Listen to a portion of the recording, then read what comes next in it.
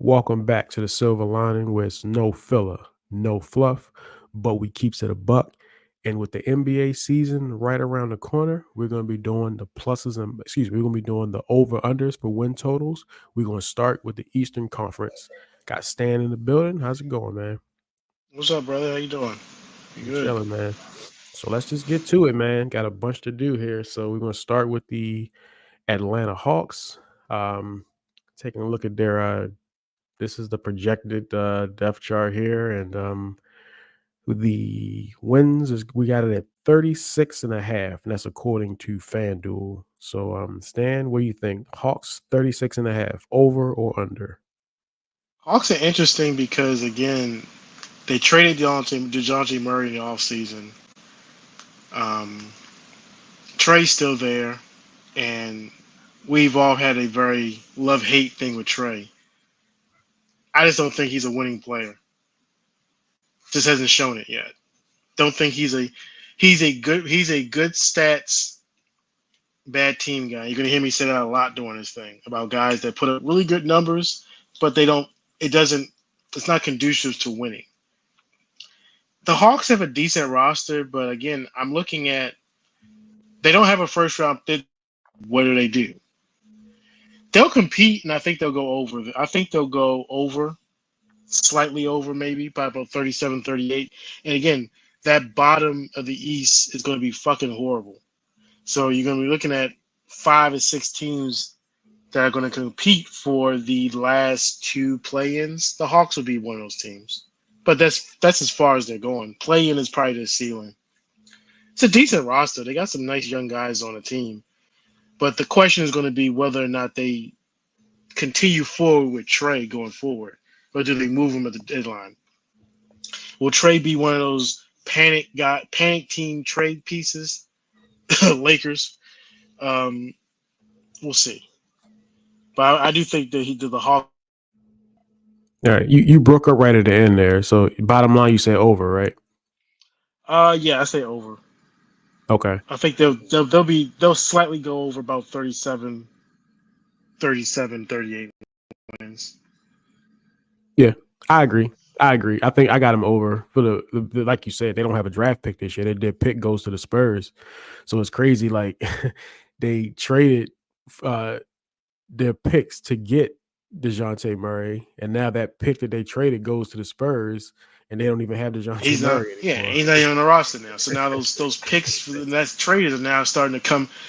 Those picks are due now, and now Murray's not even on the damn team. Not even on It the just roster, man. So yeah, I mean, I'm gonna go over because again, I don't think the roster is terrible. You know, Bonjanovic, I think he had a hell of an Olympics, and he's a good player. It's him and Trey in the backcourt. I'm interested to see what the rookie does. What's his name? Zakia Ricochet.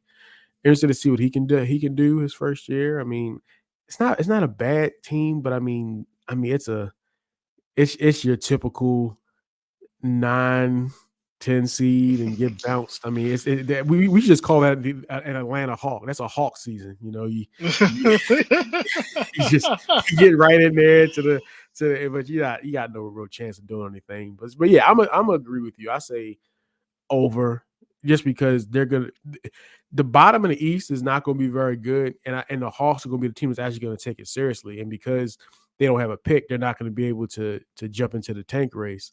And what I'm gonna call that, I think I've heard it called capture the flag. So when I say capture the yeah. flag, we're talking about the rookie that's going to be coming in next year from Duke, Cooper Flag. So I don't think this team can't capture the flag because they don't have a draft pick. So teams that aren't trying to capture the flag, especially at the bottom of the East, you got to give them the heads up on that one. So yeah, I agree. I'm gonna say over. All right. So now we have the Boston Celtics, defending champs. FanDuel has it 58 and a half. Um, I think they're gonna hit that and go over. I mean, I think I think the Celtics are not gonna be that that defending champion that's kind of on the we're the defending champions, we gonna yawn our way through the regular season and start crushing people in the playoffs. Like I don't think they're gonna do that because I think they actually have an attitude to whoop ass this year because obviously I think there's a chip on the shoulder of Jalen Brown because he didn't get invite to the Olympic team, and then obviously Tatum. I mean, he says all the right things, but there's no way he didn't feel a way about not playing. And then the team in a whole, I think, are probably annoyed because if we're being real, they didn't get that championship respect because I think a lot of people felt like they caught a lot of breaks in the playoffs. You know, the first round they played the Heat, right? They played the Heat and they didn't have Jimmy Butler. Then they played the Cavs and Donovan Mitchell got hurt. And then they end up playing the Pacers and Halliburton got hurt. So people were like, you know, they caught so many breaks on their way, you know, to the championship. I mean, it's not their fault. They body whoever was in front of them. So Right. I think they're gonna have an attitude to whoop ass. Like I think they're gonna prove a point this year. I don't think they're gonna take no nights off. I think if they play the Detroit Pistons, they're gonna crush an ant with a sledgehammer. I think they're gonna have attitude this year for sure. So yeah, 58.5. I'm taking the over for that one. What do you say? Oh yeah, I agree. They're a 60-win team. Mm. The only thing with Boston you're looking at is, Porzingis being out for the It don't early matter. part of the season. But even with Porzingis being out, that's still a solid starting five they're gonna put on the floor. And Tatum and Brown are the best two duos, the best duo in the league. They obviously are gonna have a point to prove this year because, like I said, like you just said, Brown felt that Jalen felt some kind of way by not being invited to the Olympic team. Tatum, something weird happened with Tatum's shot during the Olympics where he couldn't shoot. His shot was all fucked up. I don't know what happened. I hope he got that shit fixed. All right. But his shot was off during the Olympics, which is why he didn't play because he couldn't shoot. Um, so those guys are going to definitely have a point to prove. It's still a solid team, and Boston is pretty much entering the last season before the luxury tax shit really crushes them.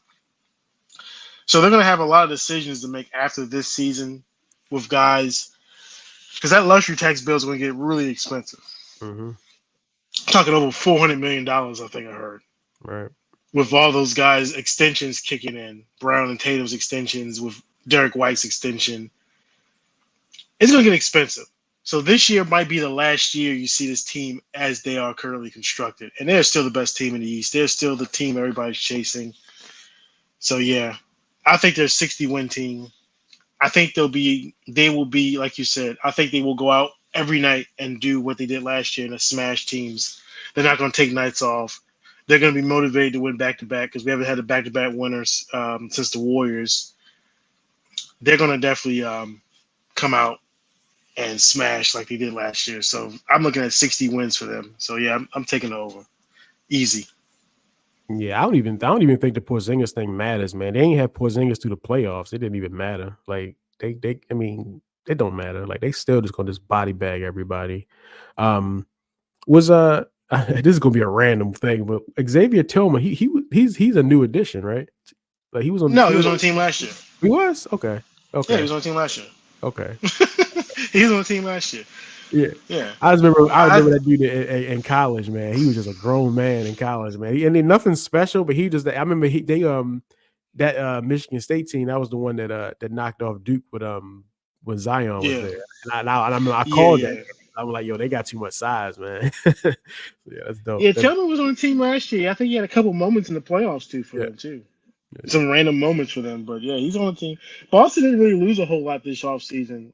And it's pretty much like I said, it's pretty much the same team if you look at it. Yeah.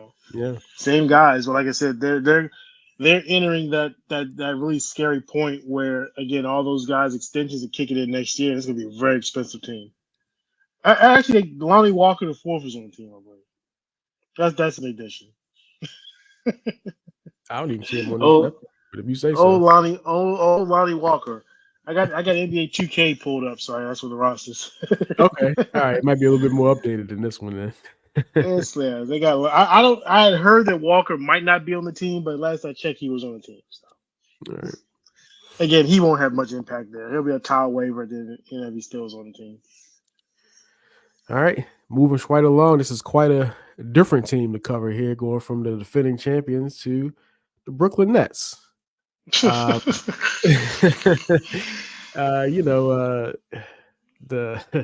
FanDuel has them at 18.5, man. 18.5. That is a low number, man. So what are you thinking? 18.5? Do you think What are you thinking? Yeah, I do. Yeah, I do. That's gonna be a lock for me. You can lock that one down. That's a 15-win team. That's gonna be a horrible team. Now, I know some people might say if you look at their roster, it's not terrible. It's really not actually. Like but again, Cam Thomas, the human black hole, never made a shot he didn't like. He's just gonna shoot, and with Bridges gone, he's got the green light to just shoot, shoot, shoot. He might be in the top 5 in scoring this year, and they might win 15 games this year. He's a scorer, but that's all he is. He's not. He's again bad team, good stats guy. Mm-hmm.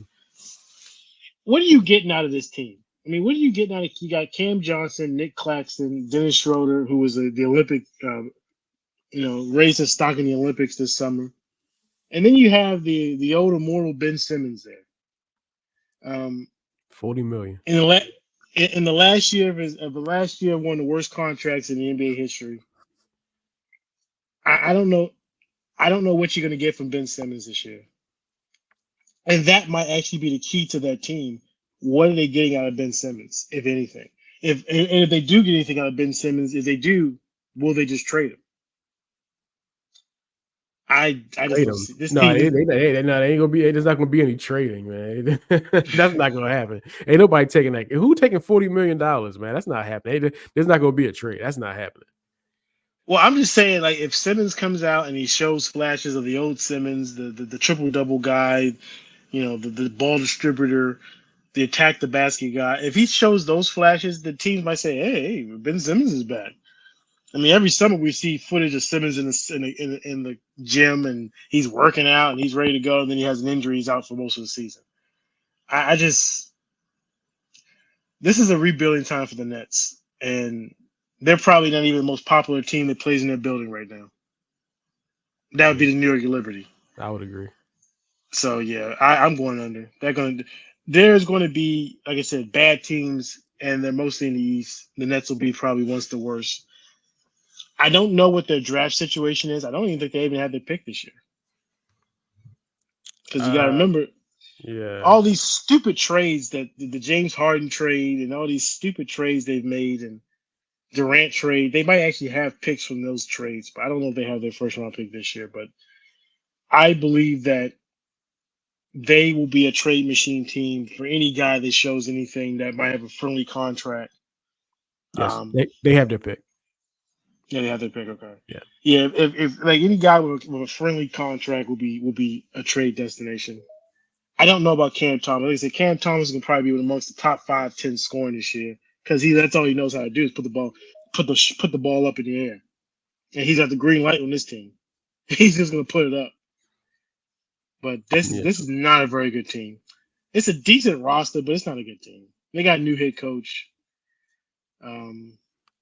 Yeah, I don't like the Nets up in the East again. Dealing with those top 5-6 juggernauts in the East, I don't like the Nets' chances of getting over 18.5. So I take it under.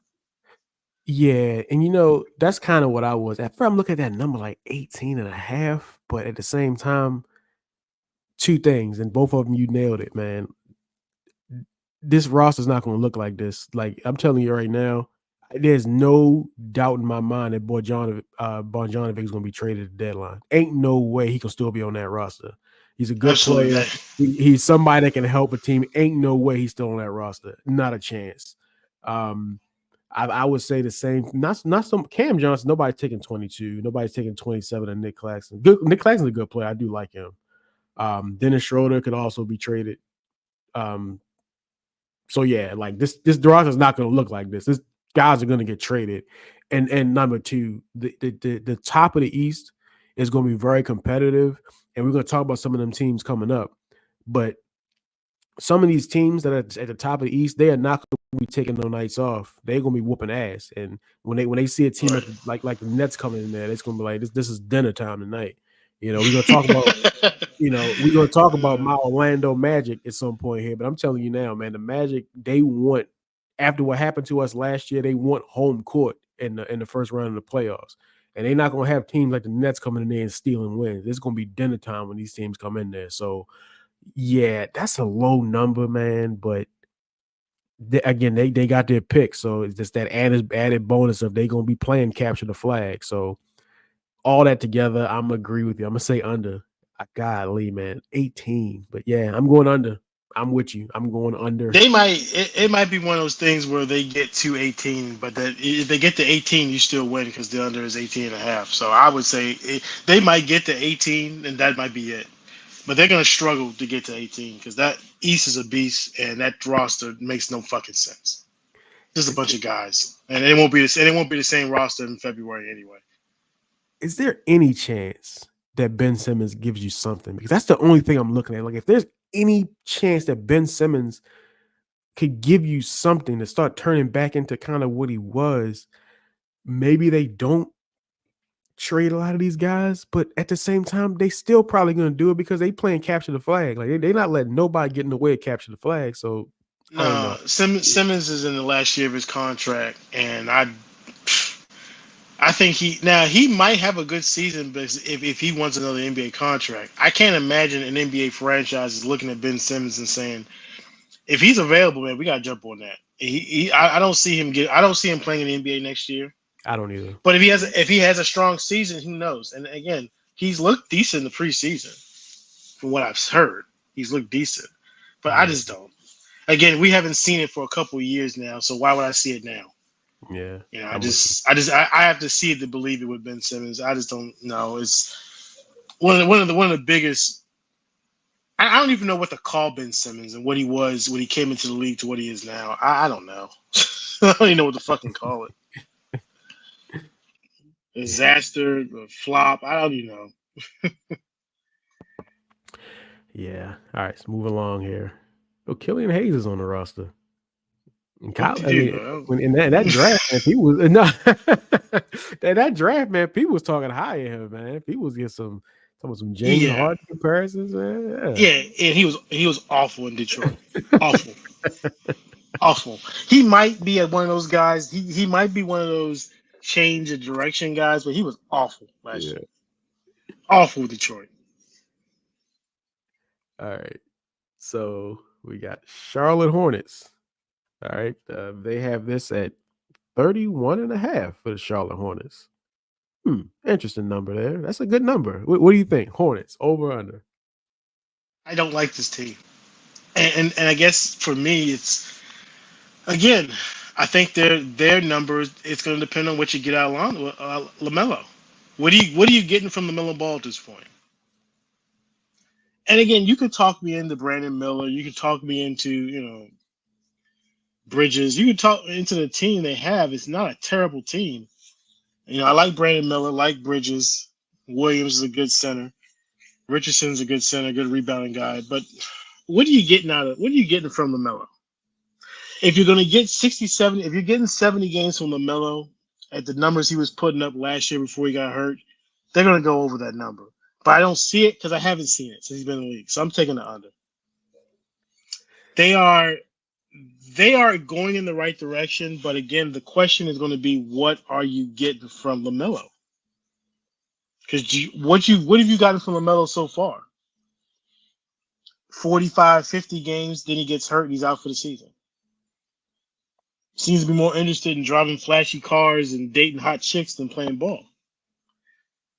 I just don't know what you're getting from him. If you're getting what you were getting numbers wise, the kid was putting up 20, 23, 5 and 5 plus. They could be, they're on the right track. Like I said, they're on the right track. They got a new coach who knows what he's doing. The front office is different. Jordan is out of the ownership group, thank God. And they seem to be going in the right direction. But again, in this conference,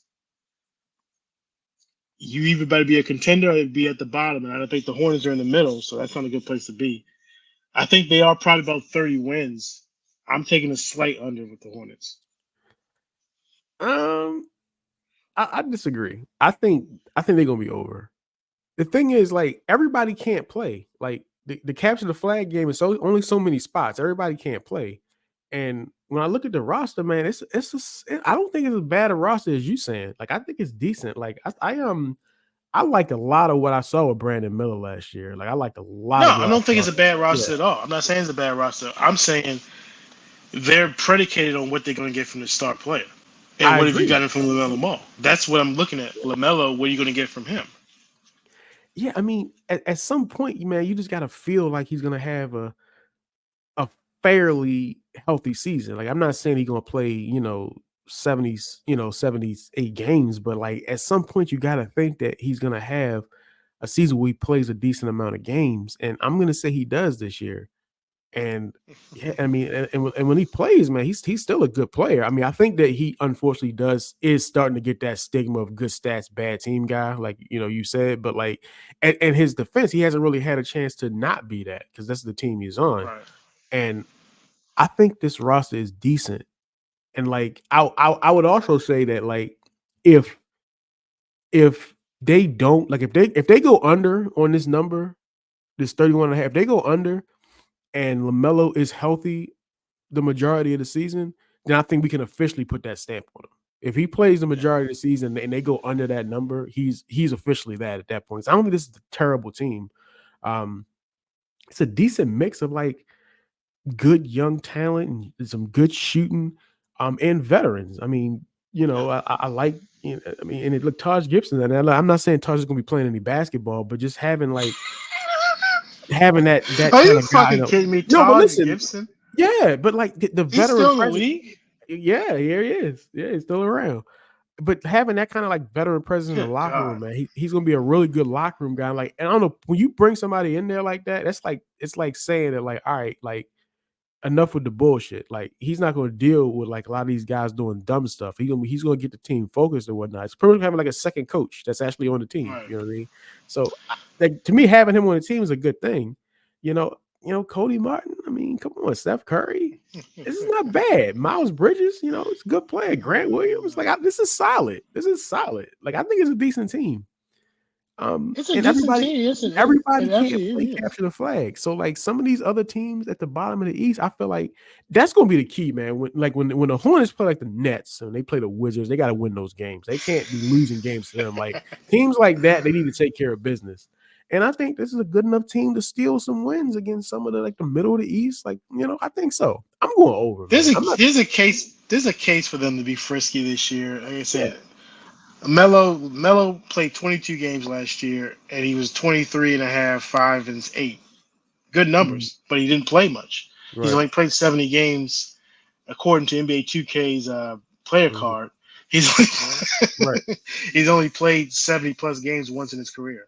right, I'm just looking at LaMelo and saying, what are you getting from him? right. If you're gonna get 60 games from him, the Hornets might be a Mhm, play-in contender. If you're gonna get 50, 40 games from him, they're gonna be in the lottery again. yeah, That's pretty much the key, and I just haven't seen it from LaMelo yet. And I just think that, as I said, the East, that bottom of the East, is gonna be really bad. But there's still that middle part of the East at the bottom that's gonna be competing for yeah, the play-in yeah, spots. yeah. Can Charlotte be in the play-in? I I think don't so. think so this year. I Not think so. this year. I think so. And like I think that when they made that trade to bring in Grant Williams, like when they made that trade, I was like, oh, all right, I know what this is gonna be. Make a trade to make another trade. They're gonna make the trade there. That they got Grant Williams, gonna go ahead and send him all along for a draft pick. And they didn't. Like they kept him on the team. And like I think that's showing that, like, nah, like we actually want to try to be competitive when you keep a guy like that on the team. So the only thing I will say though is gonna be the question of, do they want to hit over this number? Like if they get off to a good start, there's gonna be some squirming in the front office, like, oh man, we're gonna lose our spot in the game, man, to capture the flag game. Are we really trying to do that? So that's the only thing. But like if you look at Well, if yeah. you look at the roster, who are the guys that you think that they could trade? Like if they like, oh, all right, we're not losing the way we thought we would. Like who are you moving? Like Steph Curry, maybe? That's probably somebody would want him. You're not Maybe. moving. You're not moving Brandon Miller. You're not moving Melo. Miles Bridges, 27 million. You're not moving that. Right. I mean, I think this is gonna be the team. Like, I don't think they're gonna make a lot of trades. I think this is No, gonna I be the don't. role. Yeah, I don't think Charlotte's gonna be one of the trade machine teams. Yeah, They're gonna probably try to compete. I think they will yeah, try to compete for a play in. but they're going to struggle. They're going to struggle a little bit. So, All but right, yeah, man. I think they're on the come up though. But it's Yeah. just all about Lamelo. What are we getting from Melo? Yeah. Yep. Chicago Bulls. All right. I was fearing this one. I fucking Chicago hate this Bulls. team. I hate this FanDuel, team. I hate them too. When I got a lot to say about this, but yeah, the Bulls are 28 and a half. Um, they're they're going to be over, even though they should not be over. But they're going to be over Yeah, because that's how. Yeah. they're not going to do what's necessary. But they're going to be over. They're going to be over. Um, I cannot believe that they have not done what's necessary here. Like I just can't believe it. I can't believe it, man. Like the fact that they actually like last year they had a deal in place to get Zach LaVine off of this basketball team, and they had the nerve to say no because we didn't get enough value back. Value back. Getting him off the team is the value. Are you Hmm. insane? And no Hmm. one's taking him now. Like you had it. You there was a deal in place. I think it was with Detroit. I heard. I Yeah. guess I'm sure Detroit's gonna send him a poo poo platter. They wasn't sending any value black. But that's fine. That's fine. Getting him off the team is the value. And now they got Josh Giddey's on the team. I like Josh Giddey. I like Kobe White. I mean, and I'm not shitting on Zach LaVine. Like he can play, good player, but like what are we doing? Like what's the point? What's the point of this? Like Nick Vucevic is still on the roster, man. Holy shit! Like come on, man. Like trade these players off the Uh, team and play capture the flag. That's what they should be doing, but they're not going to do it. I'm excited to see Lonzo Ball though. Like I hope he can play, man. I hope he can get up there and play because he's had a rough road, man. So I just hope he can get back out there and play. Um, so yeah, and again, the roster's not bad, and they need to make it bad, but they're not going to do it. They're going to keep doing this thing. So yeah, I'm taking the over. They're going to be over. They're going to be right there in the play-in. They may or may not win the play-in, and then they'll get annihilated in the first round. They're going to have an Atlanta Hawk. So that's what it is. I say over. What you guys think? who's on this team? Say again? Taylor Horton Tucker's on this team. Yeah. Yeah. Holy shit! I didn't even. Um, they're gonna go over, and like you said, they shouldn't. They're gonna go over because the talent. Like I said, as much as I said I hate this team, I hate this roster. I got them over. Yeah. They're gonna be a playing contender like they always are. You know, Mm-hmm. it's what they Yeah. are. They're playing, and it feels like the ownership group seems to be happy with that.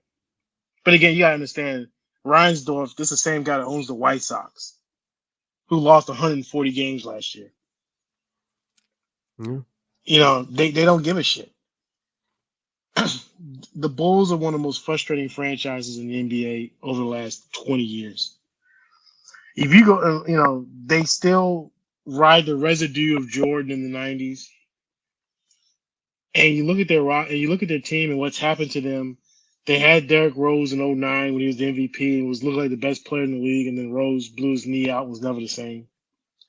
They had those years where they were neck and neck with the Cavs and LeBron, couldn't get over the hump. They rebuilt again. They looked pretty good a couple years ago when Lonzo got there first, and they had Caruso and Levine and all those guys. And they got off to a really good start, and then Ball got hurt, and they never got back. And now that's where they are. Levine could be again. I mentioned this earlier. Levine could be a panic team trade piece. Lakers. Um, I want nothing to do with Zach Levine personally. Just too much money, not enough production. Good, good stats, bad team guy. That's what he is. He's the all. If it was an all-star team, he'd be the lead guy on that team. But the good stats, bad team guy. He's an all-star on that team. He's just not. He puts up great numbers, but the teams never win. And I hate, like I said, the roster is good nothing. Giddy's a good player. I thought Giddy was in a weird spot with the Thunder, and them moving him along was the best thing for his career. And he's going to flourish in Chicago. He's going to do very well there. But they're going to go over, and they're going to be a playing contender at best, but I'm just looking at the roster and look at the guys on this team. Like, holy shit. Taylor Horton Tucker. Patrick Williams is still on this team. Vucevic still on this team. You know, it's a weird team. It's a weird team. And you're sitting there looking like, why are these guys still on the team? They need to rebuild because they're not going anywhere. When you've been to play in like 2 or 3 straight years, you're not going anywhere. So they're gonna go over, but it's the epitome of mediocre and middle of the pack. That's for the Bulls. And they seem to be happy with that. They see as long I guess they feel like they can't rebuild because their fans won't tolerate it. I think the fans would tolerate it. The fans, they know what's going on. They know what it is. They know what it is. This team should have been blown up. We should be in the after effects of the bomb. Okay, this thing should have been blown up. This thing should have been blown up at a trade deadline last year. Like this should be the after effects. They should not still have Vucevic on this roster. Like there's no possible way. Man. No way.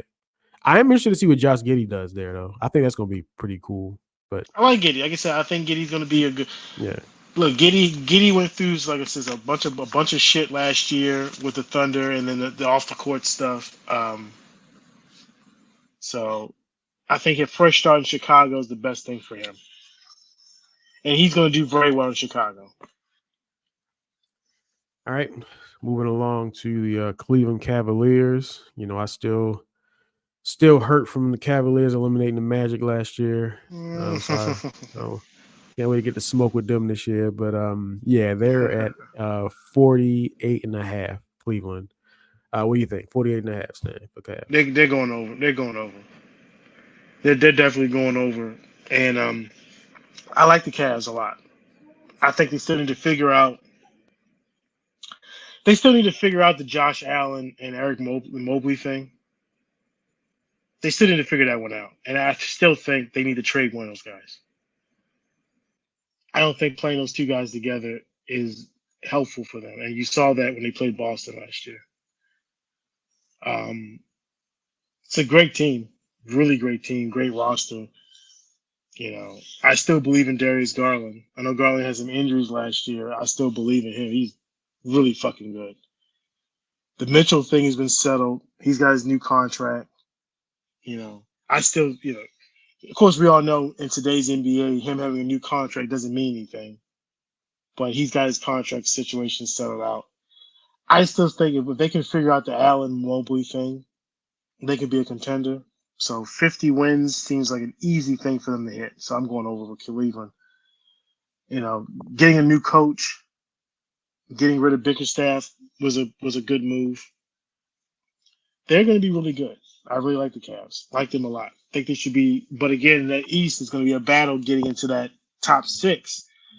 You know, and getting home court is going to be important for them because they had home court last year against Orlando, and Game 7 was in Cleveland. They won. You know, so Cleveland will definitely be in the top 4 or 5. I like them taking the over. I actually probably would lock that one too. They hired Kenny Atkinson as the coach, right? And they're the new head coach. Yeah, Kenny Atkinson. Yeah, Kenny Atkinson's a hell of a coach. You know what happened to him in Brooklyn was a bunch of bullshit. You know, because he was a good coach, and that team was very competitive. And then KD and Kyrie got there, didn't even fucking play that first year. It got him out, and fucking Steve Nash was the coach. That was a disgrace. That was disgraceful. Kenny Atkinson is a good coach, and he'll be a good coach in Cleveland. Really like him. You know, wish the Lakers had hired him, but you know. Yeah. And I agree with you. I think they're absolutely going over. And I think they're going to go way over too. Because I actually think that like a lot of people think that now I do agree there's a hierarchy in the East. I think there is like a four teams in the East that are like technically the teams that you expect to come out of the East. But that don't mean that's who's going to have the top 4 records in the regular season. I think the Cavs are going to be in the top 3. I think they're probably going to finish 3rd in the East because I don't think them 4 are going to be there. They might be the teams that you're looking at as the teams that are going to come out of the East, but I don't think Philadelphia is going to be the number 1 seed. Like, it's not going to happen. Even if in the playoffs you favor them, they're not going to be the number 1 seed. So, yeah, I like this team, man. They do need to figure out the Mobley, Jared Allen thing. I think they figured it out a lot of times during the playoffs last year. I mean, obviously against the Magic, they seem to get it together. Again, I mean, the Celtics are the Celtics, though. I mean, I don't really look at that as them getting exposed. The Celtics are the Celtics, and again, they didn't have Donovan Mitchell. Donovan Mitchell got hurt, so I mean, yeah, I think this is one of them situations where bringing back the same roster and a new coach is going to make a hell of a difference. So I'm with you. I say over. I think they're going to go well over. I think they're going to be probably the third. Ferguson's going to make twist my he's arm gonna make a and say big they're going to be difference. number 2. Honestly, you twist my arm and I say number 2. I'm going to say number 3 though. Yeah, I think they can finish in the top 3 of these. They're going to be really good. And I say Atkinson's going to be a really good help for them as far as the coaching is part of it. It's a dope team. Like them a lot. Yep. I want to smoke with them too, though. I want a rematch. You might get it, man. Again, that East want will a be super rematch. competitive, man. All right. Detroit Pistons. I think this will be a good one. What do they have? The Pistons are at 25.5. Man, I'm going over. I'm going over. I think this is a decent team. I don't think they're as bad as things just spiraled out of control for them last year. And it's like once you lose, 10 in a row and it's like, oh crap, 11, the pressure was really building on this team, and it was a tough time. And obviously Cade had his injuries, but if this team can stay, again, you always got to bring up health, but it's like relative. I'm sure if they can have your typical guys are out here and there kind of season, I don't see why this team can't be a lot better. And I think the fact that they're getting a 25 line tells you that Vegas thinks so too. So I think they're going to be slightly over. Now, I don't necessarily think they're going to be one of them teams that's trying to. I don't know if they're going to be in that play-in situation, but I think the goal should be that. I think if they're serious about this team competing in the future, the standard for this season here they should be in training camp saying, "Yo, let's get in the play-in. Let's get there. We got the talent to do it. The bottom of the East isn't strong. Let's get there." That should be the goal. Whether they hit that goal or not doesn't matter. That should be the goal. I think that will be the goal for this team, and I think they'll go slightly over that number. Slightly over. Well, Detroit's going over. Yeah, they're going over. And if you remember in that draft, man, I was like super excited about Jaden Ivey. If you remember, I was like high on him. I was talking about Ja Morant kind of comparisons. Now, and look, I'm not taking it back either. I still like him a lot. I still like him. I still like him a lot. I still think he's going to be really good. And I thought, because I watch, I'm a nerd. I watch a lot of bad basketball at times. So I did watch the Pistons, and I saw flashes from him where he looked good. He had some tough moments as well, but I saw some good flashes from him. I do still kind of question about the fit next to Cade. I still question it a little bit, so I don't know, but I'm interested to see what they do. They got Tobias Harris on the roster. I like Tobias Harris. Yeah, they got the immortal Tobias Harris. Yeah, I like that. Jalen Duren's a good big man. I like him a lot. It's a solid team, man. Marcus Sasser in college, man, he was nice, man. So I like. I don't know Tim Hardaway Jr. Okay, I didn't know he was on there. Okay. Yeah. I'm going over, man. I think they're gonna be over. What do you think? I'm going over. Just throwing it out there. Detroit is plus 1120 to make the postseason. Just throwing it out there. I'm just now when they say they're saying actually that means make the playoffs. Make so the playoffs, not the play-in. That's to make the postseason, the top 8. I don't know about that. That's a decent bet though. Plus 11. That's a decent bet. I don't know. That's a solid one. I might think about that. Yeah, 11-20. Right now it's 11-20 to make the postseason. To make the play-in, they're plus 370, which is even more juicy for me. Yeah, it is. It is. Because I like Detroit. I like the roster. I mean, I think that last year was a disaster. Monty Williams just fucked everything up. They made the mistake of giving Monty Williams this massive contract, and then Monty Williams comes in there and says, "I don't like these young guys. I'm not playing them." Dude, you have a bunch of young guys. You need to play them. The whole thing was like, yo, just play Ivory and Cade together and see what the fuck happens, man. I don't know what else you just when you got a young team, you got to play these guys to see what they can play. Just play them, and he didn't want to do it. He didn't want to play Ivy and Cade together. It's like, dude, you gotta play your young guys, see what they got. Just play them, see what happens. They'll do that this year. And again, it's a good roster. Again, you look at the roster. It's not. I looked at it last year, and I thought, how they lose 28 straight games with this roster? It's not a terrible roster. It wasn't last year, and they added Tobias Harris, they added Malik Beasley, they added Tim Hardaway Jr. It's not a terrible team. They're going to be one of the frisky teams in the East, and I really think they're a playing contender. So I'm locking it over. I would be stunned if they didn't get at least 30 wins. Wow. So yeah, that's a lock for you? Yeah, Detroit's a lock. I'd be stunned if they didn't get to 30. Matter of fact, I might bet that shit myself when I get a chance. So you don't think there's any chance that they want to play capture the flag though? That's the only question I have for a lot of these teams that like do they want to go for it? I think Detroit wants to win because last year was a disaster. I agree. I think last year was an absolute disaster, and you got to for those Detroit basketball fans, you got to give them something, man. And I don't think they're going through another year of, another year of this crap. I don't think that does them any good. I think Detroit's going to go for at least a play-in this year. Again, also depends on injuries and health because Cade had some injury issues, last year. I like Detroit. I think they're going to be one of those frisky up-and-coming teams. I like them a lot. I see them being a play-in contender. So I'm taking over. I really like Detroit. I thought their roster was good last year, and they got fucked over by a dumbass coach. I like the team. I didn't know Tim Hardaway was in that roster. I didn't know that. Shit, I had to pull it up.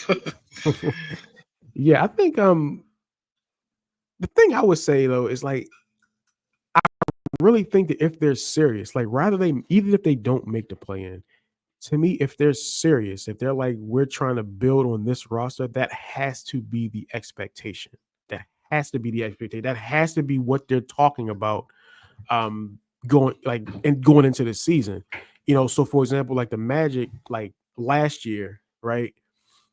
They didn't make it, but the players wanted it. So like late in the season, they was like balling, trying to get there to try to make the play in. Like they weren't tanking, they was going for it to try to make the play in and whatnot. And I just think that, and as you see how that continued to build in terms of how they went into the following season. So to me, that's got to be the goal, man. That's got to be what they talking about. What they got to be talking about right now is let's get in there. Let's get to the play-in. So I hope that's what they do, whether they make it or not. Yeah. Like I said, I think they're a contender to make the play-in. They're definitely a play-in contender, and they're gonna make a jump. I think a big jump win-wise. I think 30 wins. If you wanted to bet that is 30 wins for Detroit, I would do that too. They're gonna be frisky this year. All right, Indiana Pacers. Now we're getting to the east, to the bit of the meat of the East there. Indiana Pacers. Their number is 47.5. You go first on this one. Yeah, I had a hard time with the Pacers because it's the conference. It's so that top part of the conference is gonna be so tough. It's virtually the same team from last year. I would take the slight under with the Pacers, just a slight under. Because again, if you're looking at 47.5, they get for 46 and 36, you lose. So I would think 46 you win if you take the under. 46 wins is this. I think is their goal, their target number. Oh shit, James Wiseman's on his team. Here's an addition. James Wiseman, a former number 1 pick. Yeah. You want to talk about double D bust? Yeah. That's a double D right there. Who's the number 2 pick in that draft? Was that the one with LaMelo was number 2? I think so. I think so. Man. Golden State had the number 1 pick that year, didn't they? Yeah, they did. If I'm not mistaken. And they took I remember. Yeah, they took and they took Wiseman. Yeah. Yeah. Yeah. Those decisions come back to haunt you when you're the Warriors now. You got an aging Steph Curry and not much left there. But, We'll get to them tomorrow. yeah, we'll get to them tomorrow. But the Pacers, look, they made a great run last year. Got to the Eastern Finals. I was shocked they got past the Knicks. I think the Knicks just ran out of gas last year and they got past them. And they gave Boston a fight, but they weren't ever going to go past Boston. They just gave them a fight. They did push them though. I will give them that. They fought their asses off. But it's virtually Halliburton the got same hurt too. team. Yeah. I mean, virtually the same team. They bring Matherin's coming back from injury. So that's an addition to them. It's the same team as a good team. I mean, Siakam is there with his new big ass contract, which I don't think it's gonna be one of the 5 worst contracts in the league in a couple of years. I just don't. I get it. It was the going rate is what guys like that get paid, but Siakam to me is not that level of player. Just not to be making the kind of money he's making. Just no. But they had to do it. They had to give it to him because they traded assets for him. So, Nembhard really took a step up in the playoffs last year. Did Halliburton had a weird season because he got off to a really great start. They had that great run in the play-in, and not the play-in, the in-season. They had a really good run. I can see the Pacers being one of those teams that again gives a shit about the in-season tournament. Yeah. Yeah, they'll be one of the 5 teams that gives a shit. I mean, I thought teams gave a shit last year. You didn't think so? They gave a shit last year because it was the first time. Yeah, it is. That's fine. I like the Pacers. Halliburton had a real season last year though because he got hurt. He had numerous injuries. He also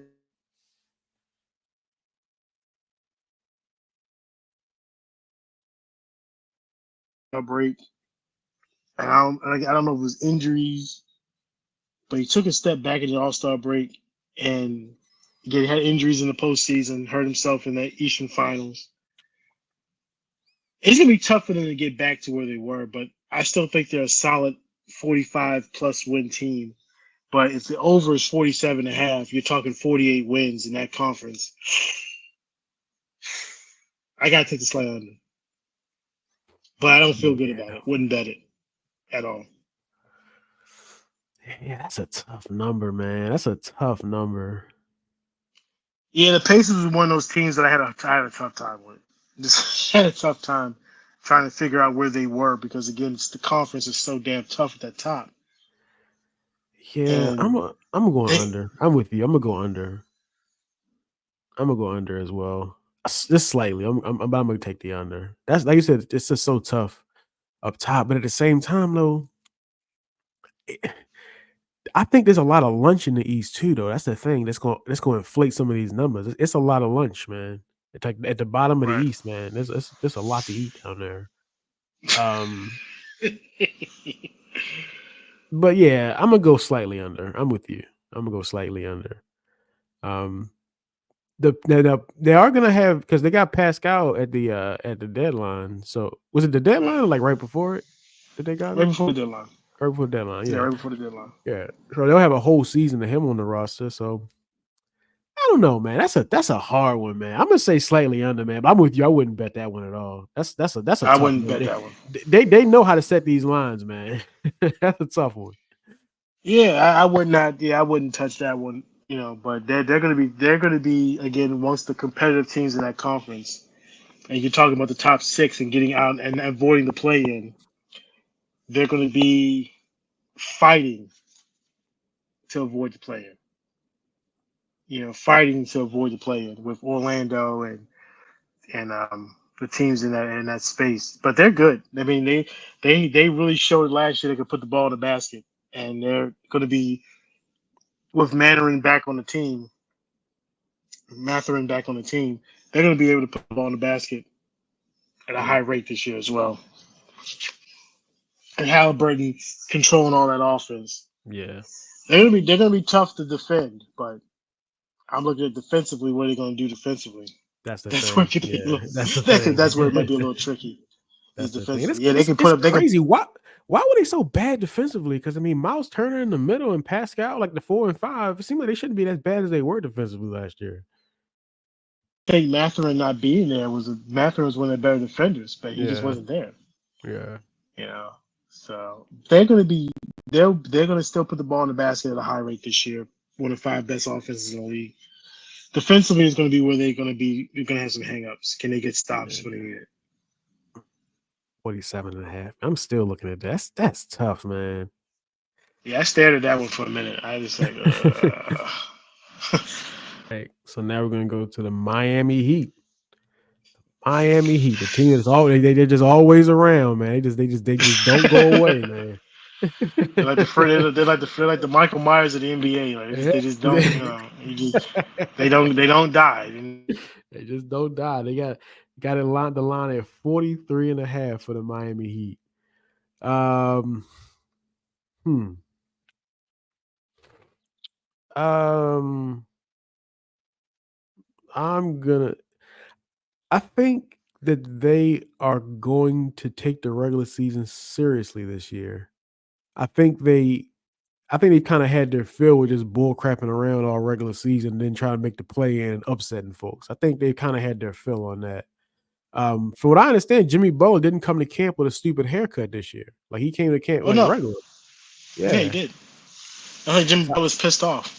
Yeah, I think he kind of means business here. So obviously, injuries are always the thing. But I mean, I don't because I don't know.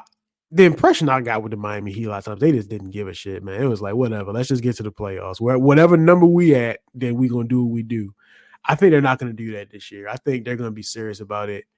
Again, solid roster. Definitely not a bad roster. It's just the same kind of thing. Like you don't look at this team and say they can go to the finals, but they could go to the finals because we've seen it. We've seen they look at these rosters and all of a sudden Jimmy Butler just goes crazy, playoff Jimmy, and they just take off. So I'm gonna say 43. I'm gonna say over. I'm gonna say over on that one. What you got? Man, I wouldn't say a lock, but I'm strong over with the Heat. I Yeah. think they get over that. I just Jimmy pissed off Jimmy might be the best thing we get this year in terms of individual play because he didn't get his contract extension. And Pat Riley made some comments. And again, Riley's in the old man stage. I don't give a fuck. I'm gonna say whatever I think because I'm old and I don't care. And he said what he felt. It's like, why would we give you a contract extension when you're never here? You don't play enough games. You know? And yeah, Jimmy came in the training camp. He didn't have a stupid hairstyle. He didn't take the media day, like a clown show. That might be the best thing. The pissed off Jimmy might be what pushes the Heat over that number. Yeah. That's gonna push him over the number. Just pissed off Jimmy. The roster is good. Bam is there. Tyler Hero, Rozier, Jaquez, Duncan Robinson. Kevin Love is the ancient Kevin Love is still there. It's still a solid roster, but Jimmy is going to be what pushes them to push towards being in the top 6 and no play in this year. That's why I'm saying that when you get to 5, 6, 7, it's going to be a Royal Rumble basically to get out of that to get into the top 6. It's going to be a struggle because those teams are going to be trying to get out of the play-in. The Heat have been the play-in damn near every year. They're going to fight to push out that play-in. So their number is 43.5. They get to 44, 45 easy, I think. Yeah. That's that. I Yeah, agree. Jimmy will push him to 40. Jimmy will push him to 45, 46 wins. Yeah, But what I still would keep an eye on the Heat because again, Pat Riles just seems to pull a trade out of his ass every few years. He just pulls something out of his ass, and it just is what he did with Jimmy Butler. Where you just looked up, holy shit, Jimmy Butler's on the Heat now. How did he do what that? I can see them doing something like that in the trade deadline. But again, they were derailed because Portland got pissed off because they kept pushing them with the Dame trade. And like, dude, we don't want fucking Tyler Hero and your poo-poo platter a trade for Dame Lillard. We're not doing that. And Miami kept pushing and pushing. Hey guys, it's Tyler Hero, Duncan Robinson. Here you go. Give us Dame Lillard. No, we're not giving you Dame Lillard for that. And to tell you how Portland was pissed off when they got Holiday in the trade for Dame, they traded him to Boston, not Miami. Yeah. That tells you they were pissed off at the way that they tried to negotiate with him. And I don't think Miami recovered from that, just from that point of not getting Dame Lillard on the team. Right. But I would keep an eye on Miami as a trade destination because they seemingly always are. Riley knows how to pull trades out of his ass. He can please. So I would watch Miami as a trade destination for any superstar who gets pissed off and wants out. They'll find a way to get him. But they're gonna go over because Jimmy's gonna play pissed off this year. You know, even at 35, he's still one of the dogs of the league, and I would not bet against Jimmy Butler. Man, what a brilliant draft pick that Hawk ass pick was, man. Like that shit just pisses me off, man. They Don't even start the Yak ass shit because I'm gonna go back to the Lakers. Like, man, we could wish the Lakers could draft guys like that. Oh shit, he was on the board when we drafted. Yeah. You took some guy that can't fucking play. It's crazy, man, because I watched him at UCLA a bunch, and I liked him. I thought he was a good player, but to me, he looked like a good college player. Like I had no clue he was going to do this in the pros, man. So like, I fully acknowledge I missed that too. I missed it completely. Good college player, man. I didn't think so. Think he was going to be this good in the pros, not at all. Well, apparently the Lakers didn't either because they didn't draft him. So. Yeah, I mean, all right. Milwaukee Bucks. The Bucks line is at 49.5. So we're basically thinking that this team's going to go 50 wins. Stan, what you got on this? Under. Yeah. I don't like this team. They're too old. I'm just like. Now again, I'm saying that, and I'm betting against Giannis. I don't know if that's a smart thing for me to do because Giannis is a fucking maniac, and you have to look at him and think, man, ain't nobody talking about us, man. Everybody talking about Boston, New York, and Philly, and Cleveland, and all these other teams. Nobody's saying shit about us. We're not on Christmas Day this year. I'm Giannis. I'm one of the best players in the league. I'm not playing on Christmas Day, really? The fucking Lakers are on Christmas Day. The Warriors are on Christmas Day. Well, I'm not. That could push Giannis to putting up some historic numbers this year. Just the motivation of teams are doubting me. But I'm just looking at the roster, man. And I mean, Gary Trent is there, but these guys are old, man. Giannis is 29, he's been in the league since 2015. Dame's 34, Middleton's 33 with bad knees. Lopez is 36, and he might be entering a different stage of his career at this point. Portis is up there. I mean, they got Taurean Prince on the team. I think he was with Milwaukee. He was with Milwaukee for a minute. I'm taking under, man. I don't feel good about that one either. But it's just too much. The conference is too tough. And again, if you notice the way we've been talking about these teams, we never mentioned Milwaukee. Yeah, we don't. Did not mention Milwaukee. So again, you're looking at it from, is Giannis going to be motivated to put on like historic MVP like numbers?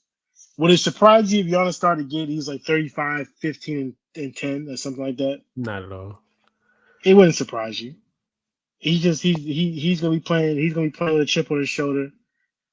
Doc is there for a full year, and I just this is just the role players are too old, man. The role players are old. Again, what are you getting from Middleton at this point? What are you getting from him? That's the key, man. Like, it's just like now. You when you was going through the ages just now, did you say that Dame is older than Middleton? Yeah, Dame's 34.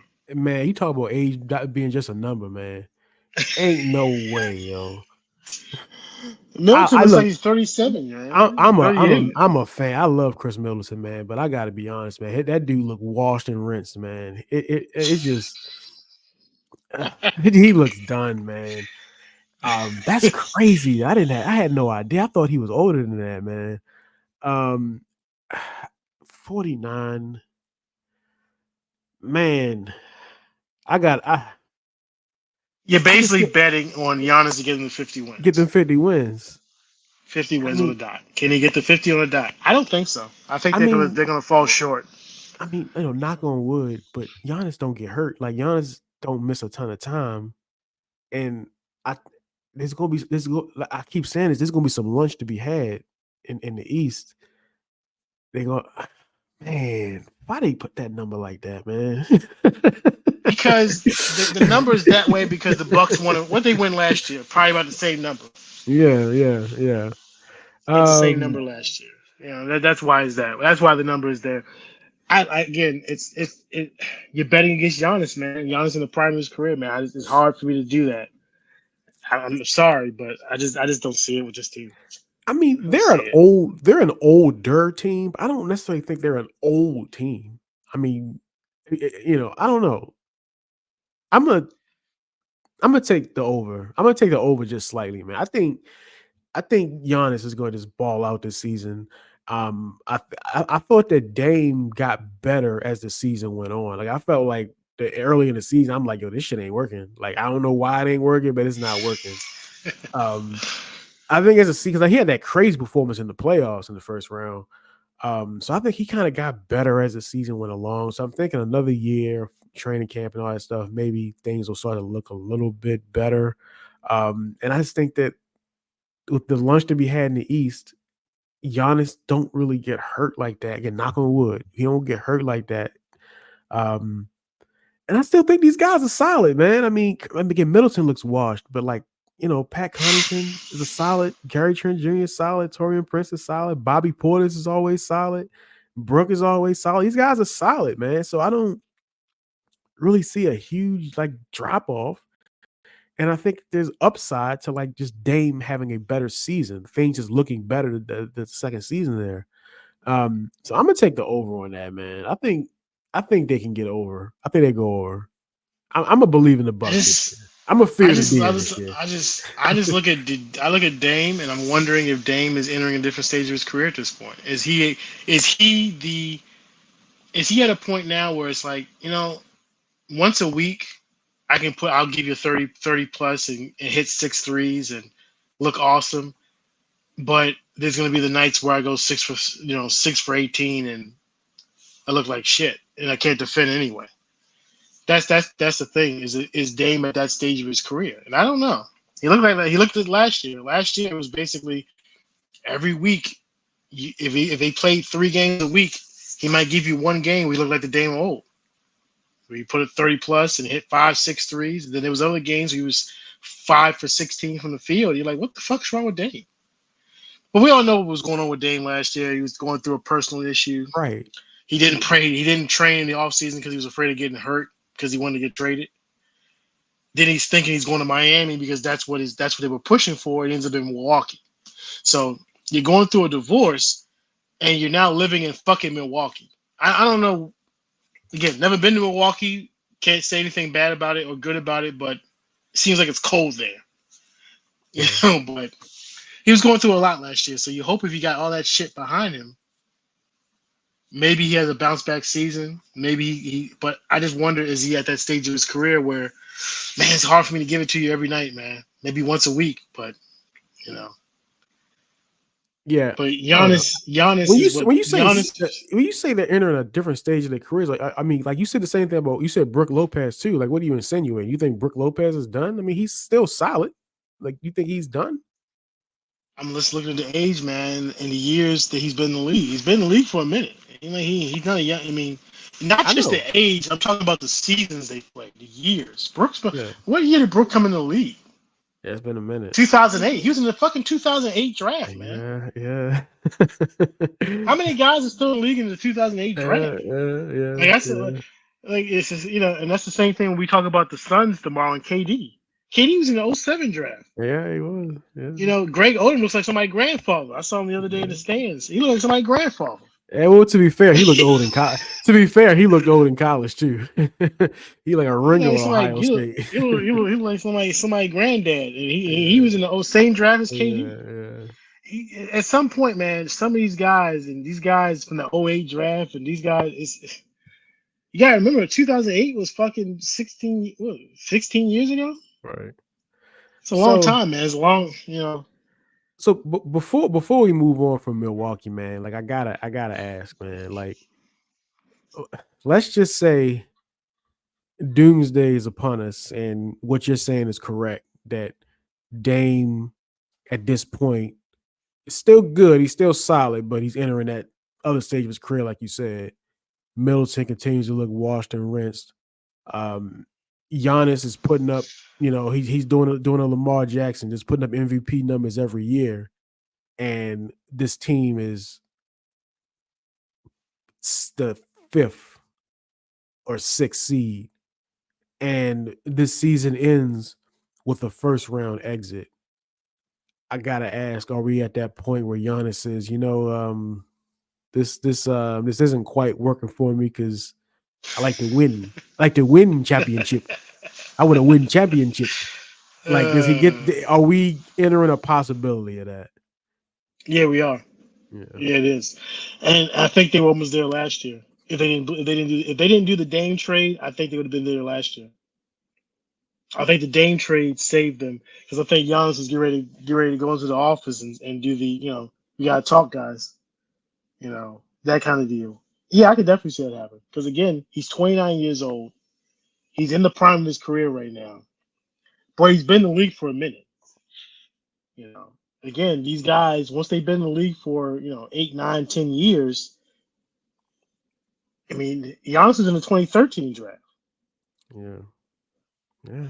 That's fucking 10 years ago. That's It 11 years is. ago, man. It is. Yeah, it's Again, crazy, you just man. have to start looking at once you get into that 10 years, 11 years as a pro, and you played so many games and you've played so many games and played deep into the season, when do you it starts becoming about championships at that point. And if you can't compete for a title, what's the point?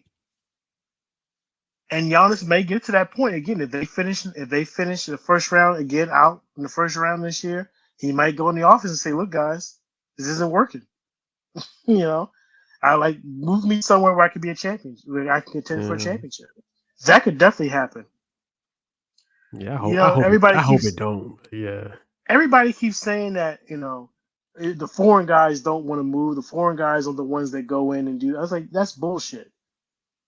These guys are just as smart as anybody else and just as savvy and aware of their situations as anybody else. You just talking about different guys like Jokic and guys like Embiid.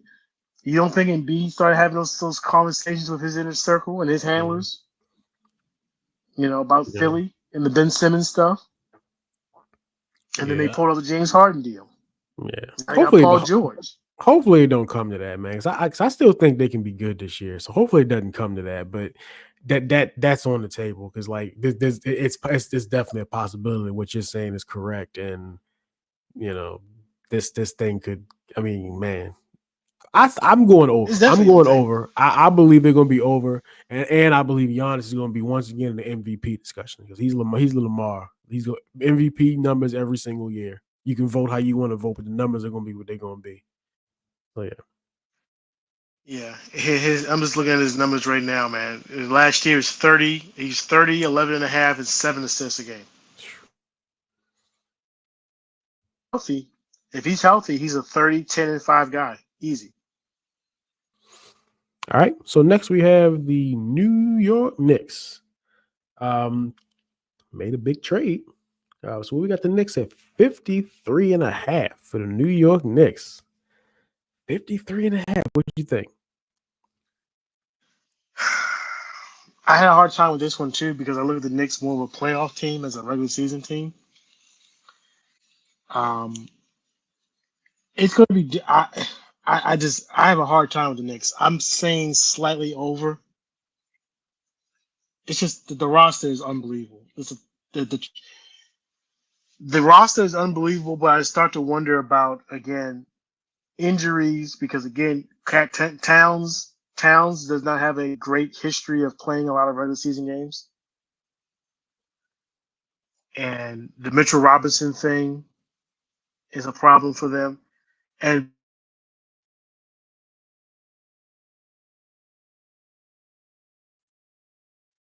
the best starting fives in the league.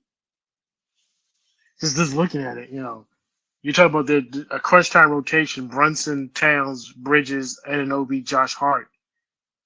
That's as good as it gets right there. Yeah. But once you get beyond that, it's not great. Once you get beyond that, it's Miles McBride, it's Ed Chewy, it's Cam Payne's on his fucking team. Holy shit, Cam Payne's on his team. The immortal Cam Payne. Oh man, yeah. Shamit is Lance Shamit. It's not great. The bench is not great. So yeah, I Not good think at I all. might, yeah, it's not good at all. So I might actually, you know what? I'm thinking about change to a slight under. I still Yeah. think they're a 50-win team. I still think they're a 50-win team. But if you're talking 53 and a half, you're talking about 54 and 28. And like I said, injuries, if you have to account for injuries, and again, you're looking at that roster beyond the starting five. And again, Towns, not a great injury history. Shit. I gotta go slight under. Changing the slight under. I had it written down as an over, but I got a slight under. Yeah, man. I didn't realize. Yeah, I'm going under as well. I didn't realize the bench looked like that, man. I didn't realize that. Their benches are drizzling shits, bro. It's Yeah, drizzling shits. yeah. It's not great. Yeah, I'm going under as well.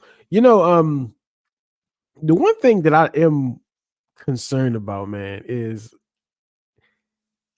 it was a great trade. Bringing in Towns it's a great trade, but is this really the right situation for him? We know what what the coach is all about. Like we know what that's all about. And is that what Towns is all about, though? You know how Tibbs is. You know how Tibbs does it, and these ridiculous minutes that he plays these guys, and how hard he runs stuff, and on the defensive side, it's like, is this the right fit for him? Because I feel like the Tibbs was the coach in the Timberwolves, and when he was there, and it wasn't hitting like in terms of them getting along. So I don't know about that. That's the one thing I am. When I saw the trade at first, I'm like, oh man, it's a home run for the Knicks. And I still think it's a good move for the Knicks. But I'm wondering about how that works, if that's the right fit. You know, um, yeah, I'm going slightly under.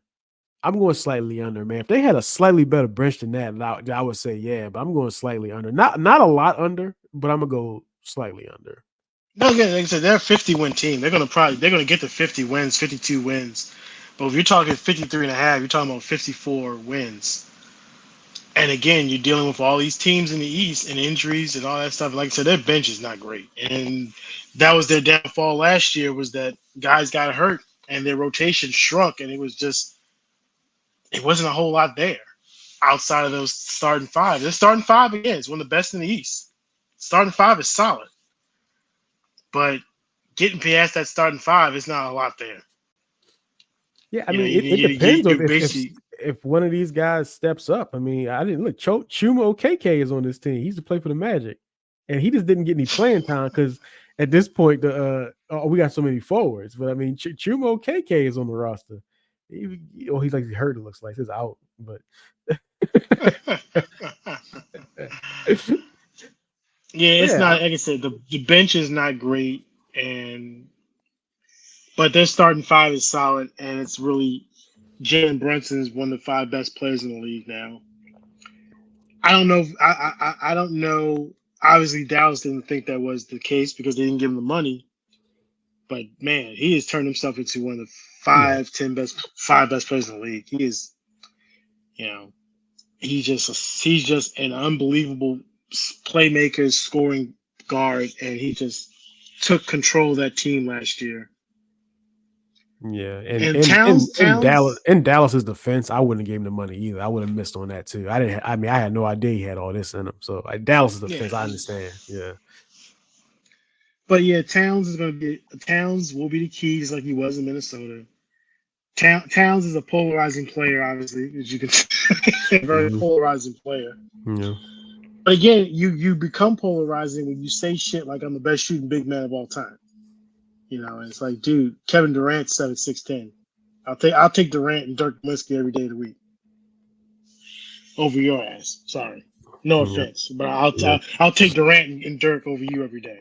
yeah, Um, I like Towns, but Towns just did dumb shit at the wrong time when he was in Minnesota, and now you're putting him in New York, where the scrutiny is 10 times higher than what it was in Minnesota.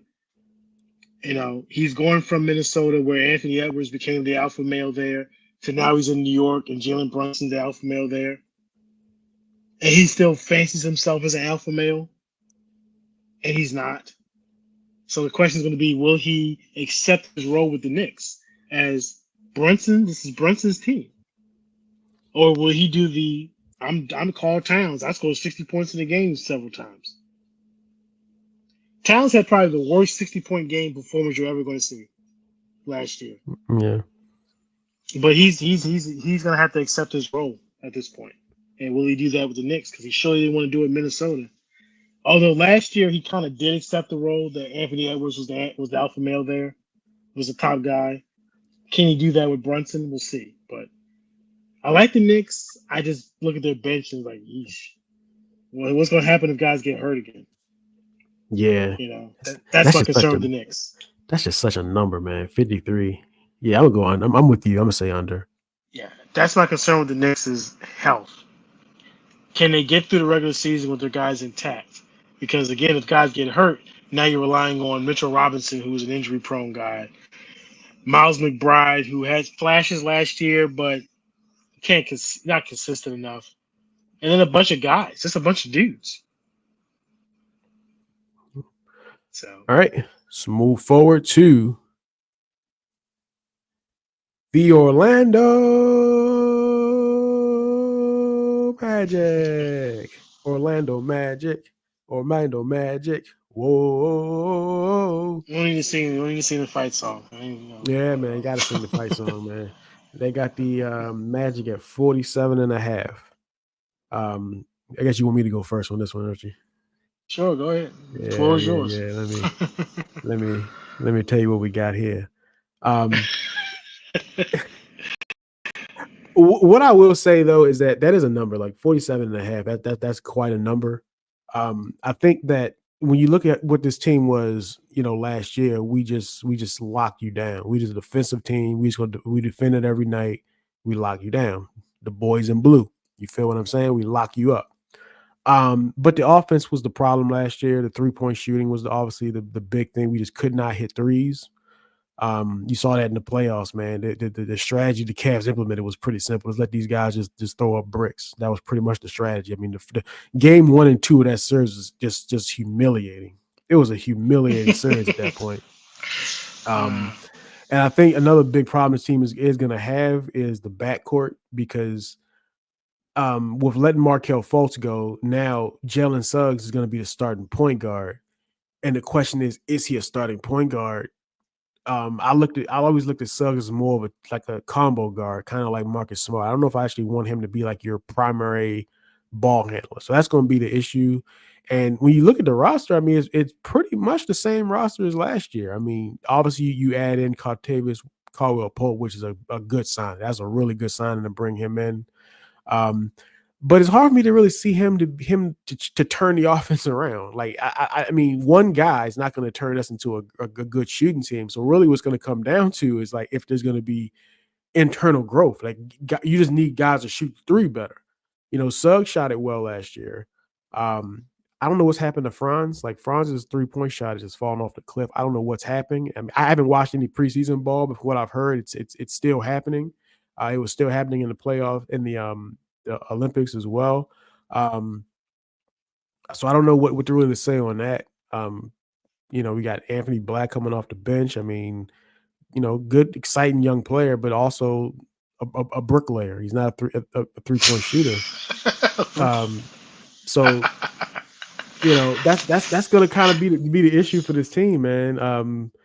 You expect because Cole Anthony didn't shoot it well last year. You expect him to shoot a little better this year. I don't know. I mean, I don't know if Jet Howard is going to play any NBA basketball this year. He didn't play any last year. So And he was drafted in the first round. We picked him with one of our picks in the first round. He didn't play any basketball for us last year. So I mean, it'd be nice to see what he could do for us. So there's definitely some issues with this team. But what you got to understand though is that we play defense. We play defense every single night, and we have a man on this team that's gonna be the face of this league in a little while. You know, you may not see it yet, but you will see it. Paolo Banchero is going to be the face of the league because this dude here is something else. Second-year All-Star. I want people to understand a second-year All-Star. Second-year All-Star. And the thing is, as great as he's been so far, yes, I did say great. I didn't say good. I said great. Great as he's been so far, he got so much room to get better. He got so much stuff you ain't seen yet. We ain't even unlocked his playmaking skills yet. We ain't unlocked it yet.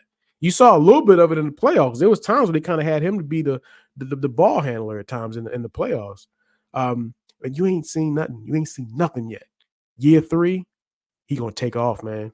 It's gonna be another All-Star game. Wherever the All-Star game is taking place, make sure he got his plane ticket because he's gonna be on there to get there. Paolo Banchero, my man. And let me tell you this too. Franz Wagner, I'm not sure what's happening to his three-point shot, but I'm expecting a bounce back year from him. I'm expecting a bounce back year. I saw the look in his eyes at the press conference after they lost Game 7. I saw the look in his eyes, and the look in his eye. You know what his look said? He said, "This shit ain't gonna happen again." That's what I could see it in his eyes. He didn't say it, but I looked in his eyes, and that's what he said.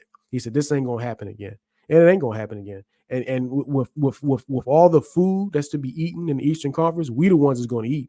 We're going to eat good because this team is motivated. And they've said it in early in the season. They've said it, in the training camps. I've heard a whole bunch of players say it. They've said, like, man, if we had Game 7 at home, we would have won that. And we would have won that. And they want home court advantage. If the goal for this team is to get to the second round of the playoffs, I think that is the goal. I mean, the East is tough at the top. So it's going to be tough. But if that is the goal to get there, we need to be in the top 40 East. We need to be there because that's what get us home court advantage, and we will get there. So you say 47 and a half? Oh, yeah, I'm going over. As a matter of fact, I'm going over. I'm calling a G unit. This is 50. 50 wins. You understand what I'm telling you? 50. 50 wins. Many men. That was death upon me. That was a great. That was a great soliloquy there. 50 that was great. Man. I'm going over. Boys in blue. You go ahead. That was great. That was a great soliloquy there about the Magic. I like the team. I like them a lot. I'll take the over. I think they're good. I think they're good for 48, 49 wins. I don't know about 50, but they're good for 48 wins. They're going to be good. And again, their biggest problem was shooting last year. Caldwell Pope will help with that. What are you going to get from Anthony Black? I don't know. It's a lottery pick. He's a lottery pick. Yeah. What are you getting from Anthony Black? Because again, your point guard situation is going to be a little questionable because, like you said, I don't see Jalen Suggs as being that point guard distributor. As we've seen with so many teams over the years, you gotta have a point guard. This notion, we don't need a point guard. Devin Booker can be the point guard. No, he can't be the point guard. You gotta have a real point guard. So you gotta have a point guard, and I don't think Suggs, like you said, good combo guard, good player. Just don't know if he's a good point guard. So, and outside of that, you have Cole Anthony and you have Anthony Black as your point guards. The team is good. Banchero took a leap last year. I think he'll take another leap this year. He's just a really talented athlete, big, strong guy, size, strength, can put the ball in the basket, can rebound, can pass. He's the guy you build your franchise around. And I definitely, I like this team. I think they're going to take a step forward. And again, if you said the goal is to get into that top 5, top 6, get the home court, I think they'll get it. I think they'll be 4th. So I'm taking the over with Orlando. Yeah, I think it's I don't know what the Vegas line is on this, and I think it's a risky bet just because of the injury concerns. But if Jonathan Isaac, man, if he can just stay on the floor, defensive player of the year. No, I'm serious, man. Defensive player of the year is something that should be considered, man, because he is that damn good on defense, man. Like he just can't stay on the. He just can't stay healthy. But like, I like to see what the line is on that, and whatever the line is, like I'm assuming they're probably going to make it decent because of the injuries. It's not that he's not going to be great defensively. The question is he going to play enough games to be eligible? But man, if he does, man, he could definitely be defensive player of the year. Just pulled it up on FanDuel. Jonathan Isaac is plus 6,000. Yeah. So it's that because of the injuries. I'm telling you, if he plays enough games to where he's eligible, bro, he can get that. He can get that. He is so good. He's so versatile on defense, man. So, and look, the backcourt, like Suggs and Caldwell Pope, man, that's going to be a crazy defensive backcourt, man. Like they're just going to they're going to lock you up. I mean, it's going to be crazy, man. But it's the offense is going to be the question mark. So we'll see. We'll see. But I like 50 wins, man. I do. I like 50 wins. They're good. Like I said, I like them. I like the team. They've done a good job of rebuilding that franchise over the last couple of years around Banchero. So, yeah, I don't know what the fuck happened to Wagner either. But I know the other Wagner's there. Mo Wagner's still there. Mo Wagner. The Wagner boys. Yeah, I like those guys. I like France. I just like I said, the shot. I think France got to find that shot, man, because the shot with the shit in the postseason didn't come back in the Olympics. But yeah, you got Banchero. That's the key. Obviously, Banchero is the key to everything you guys do. Him staying healthy and he'll continue to be productive and 22 5-5 guy. I think he'll be easy this year. Yeah, let me help you out too, man. It's Banchero. When you see the C, you put a K. Banchero. You gotta make sure you say his name. Like remember Muhammad Ali, say my name. You remember that? Yeah, I remember it. Yeah, my bad. Excuse me. Good. And also, it's gonna be you gotta know these names, man, because we're gonna make some moves this year. Franz, and it's pronounced Wagner. So even though it's a W, it's a V. It's a Franz Wagner. The Wagner boy. Okay. Yeah, Wagner. Man, that's right. The Wagner boy. Wagner. Okay, got it. All right. Moving forward, we got the Sixers. Philadelphia, their line is at 50.5. I'll put it on you. What you think? I had a hard time with the Sixers as well. Just looking at their roster. And again, the key, as usual, will be Joel Embiid. And Embiid has said some weird things in the preseason about it just being all about championships and you know, and I'm like, well, what was it about last year? What was it about the year before? You know, it's like when guys say shit like that, you start raising your eyebrows about, oh, now you guys care about championships. What were you caring about the year before when you guys had solid teams? It's like, but Embiid's health will obviously be the key. He's 30 years old. He's been in the league for a little bit. They're already doing management with him, not playing in the preseason, no back-to-backs this year. Obviously, the goal is to get Embiid to the full season healthy. And when you got a young guy like Maxey, who's a star in the making, you know, Maxey's your guy. You got Paul George. They're going to be good. And I just look at that number of 50.5, and it's just, I would probably have to go slight over. Yeah, I think I might go slight over. Just if Embiid is healthy for most of the season and Maxey and George, and then you look at their roster, they added Eric Gordon, Kevin Martin Jr. They got some solid players, Reggie Jackson, some good bench guys, better than they had last year. Drummond is still there as the big rebounding guy off the bench. Philly's going to be interesting this year, but I would not bet the Sixers over because I'm looking at Embiid not playing back-to-backs, and that worries the shit out of me. But they're talented enough. I think the 51 wins is easy. 51 wins is doable for them. I'm going under, man. Sorry. I'm going under. And I mean, I like Philly, and I think they're going to be good. I think that the goal was going to be, can we get into the playoffs, healthy and whatnot. But no, Joel Embiid's not going to be healthy because he's never healthy. And the same goes for Paul George. Like, I'm sorry, I'm not. There's no way these guys are going to play a ton of games this year that's going to make me say they're going to go over 50 wins. Nah, like they're not. Like, those guys are not going to be healthy just because they're just not. I don't want that to be the case. But they're not going to be healthy.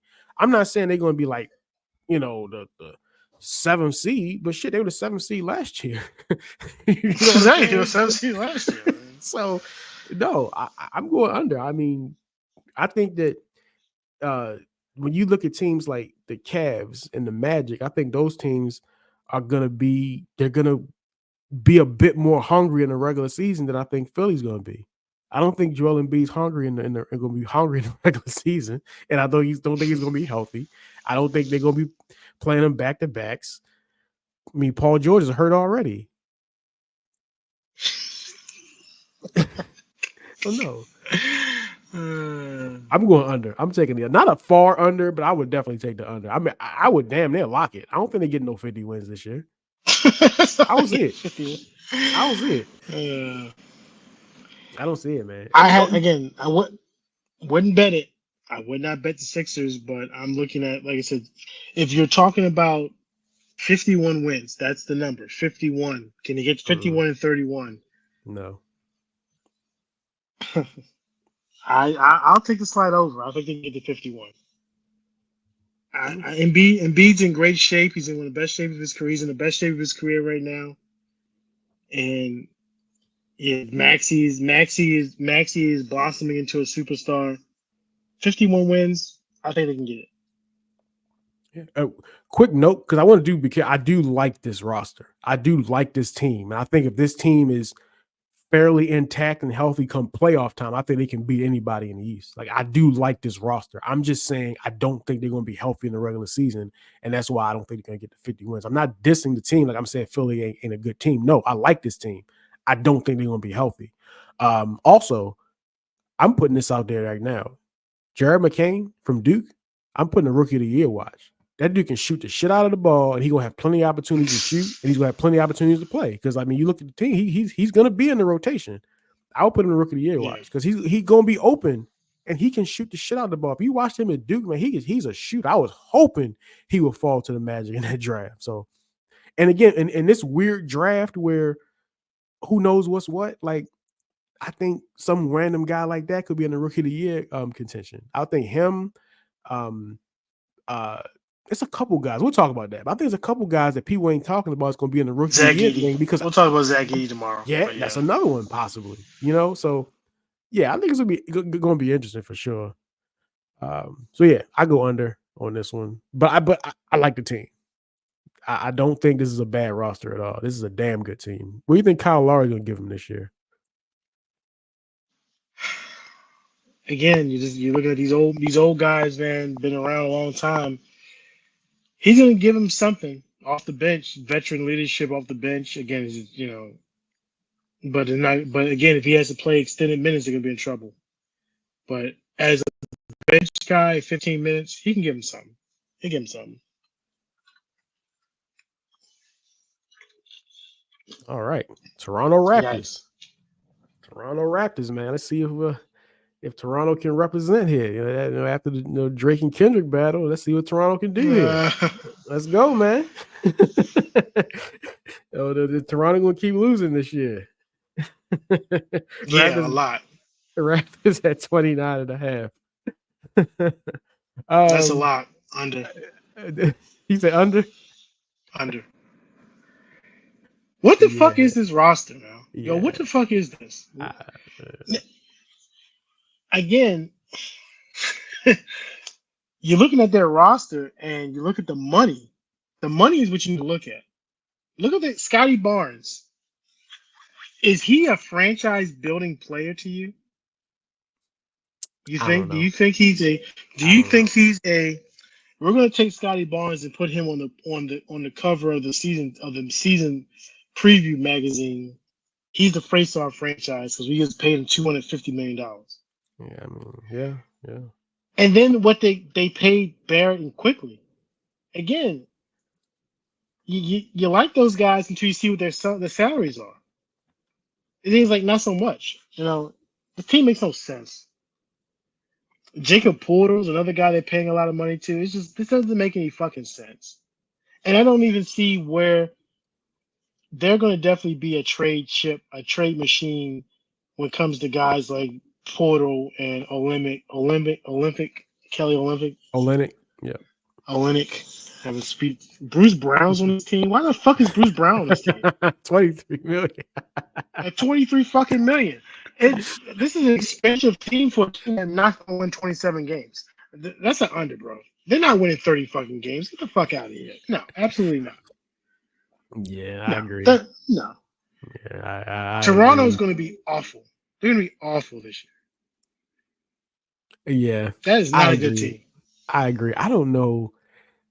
This is a weird team, man, because like you said, they actually don't have who's the trade thing here? Jakob Poeltl, maybe if you need a big man, I can see that. But who the fuck wants Jakob Poeltl though? He's a good big man. He's a good big man. I like Jakob Poeltl. He's a good big man. I like him. Look at his salary number. Yeah, I see it. I see it. But yeah, I don't know who's the if you decide that you want to go make sure that you secure the flag, who you moving off the roster? They really don't have much because 32 million for Quickly. I mean, 25 for Barrett. These aren't trade chips. I mean, Jesus Christ, man! I didn't even know the numbers. You just look at the guy. Look at the numbers, man. Again, Quickly and Barrett are not bad players. They're good players. They're good guys. But then you look at the number. And you're just like, holy shit, that's a lot for those two guys. And I just don't see where they're going.